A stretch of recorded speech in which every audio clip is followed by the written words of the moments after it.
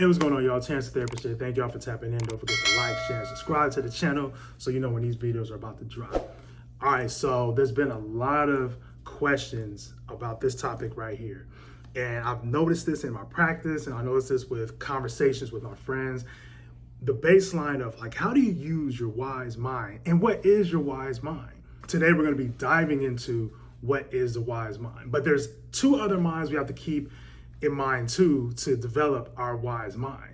So what to expect out of this video is understanding the great impacts of your wise mind and how it can improve your healthy thinking.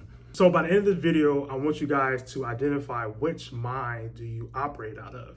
Do you operate out of the rational mind, the emotional mind, or your wise mind? All right, so let's get into it. So the first mind we need to identify is our emotional mind. So our emotional mind is a very powerful force that drives our feelings, our desires, and our impulses. Our emotional mind is responsible for our immediate reactions to certain situations. And many times our emotional mind overrides rational thinking. When our emotional mind takes over, we may act impulsively and be driven by an intense feeling of anger and fear. So this may be a little bit more familiar for folks. If you guys ever heard of the fight, flight, or freeze response, this is the emotional mind. This is the emotions reacting to certain situations. And then what happens after your emotional mind processes what it wants to do, the behavior follows with it.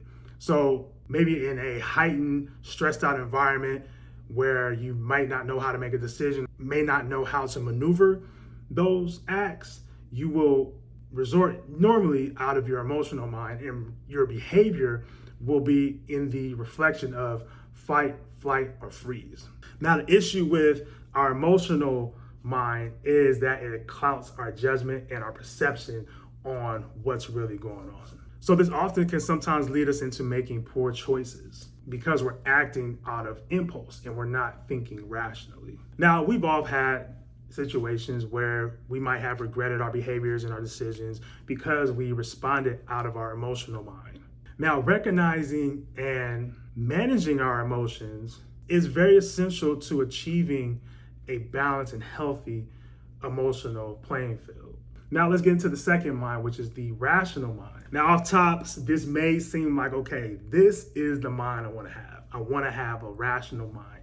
Now, I'm gonna get into why you don't want to have 100% rational mind. So what is the rational mind? So this is the aspect of our thinking, our logic, our perception, critical thinking and analysis. It weighs the pros and cons, considering the facts and evidence to help us make an informed decision. So the rational mind helps us stay grounded, make sound judgment, and think through the consequences of our actions. So this is the issue I observe when you're operating strictly out of the rational mind.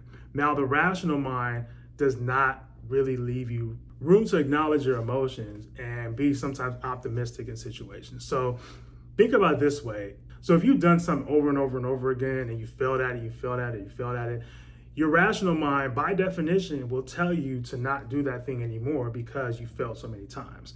Now, I feel like strictly operating out of the rational mind does not leave room for optimism or leave room for growth. But there is a component that I firmly believe that you have to have in order to overcome barriers and overcome goals. For example, if you try therapy over and over and over again, right? You try therapy 5 times, but it doesn't work. You'll automatically think like, hey, therapy just doesn't work for me. So that's just my personal opinion on if you're operating 100% out of the rational mind, it doesn't leave the room to be optimistic. Now, the wise mind, this is the mind that helps balance out the rational mind versus the emotional mind, because it pulls strengths from both the emotional mind and also the irrational mind as well too. So it's not just one-sided, like I'm just strictly on the emotional side or I'm strictly on the rational side. There's a healthy balance between the two.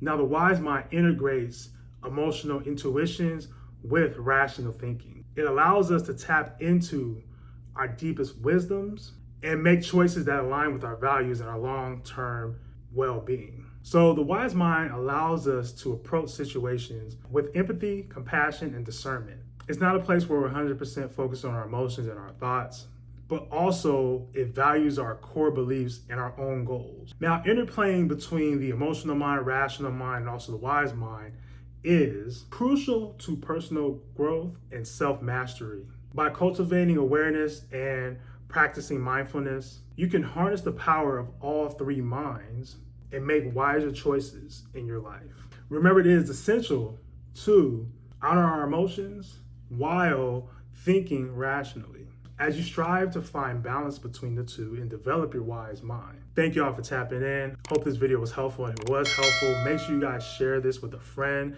Comment below, let me know what your thoughts are. I'm Terrence the Therapist. Until next time, y'all take care. Peace.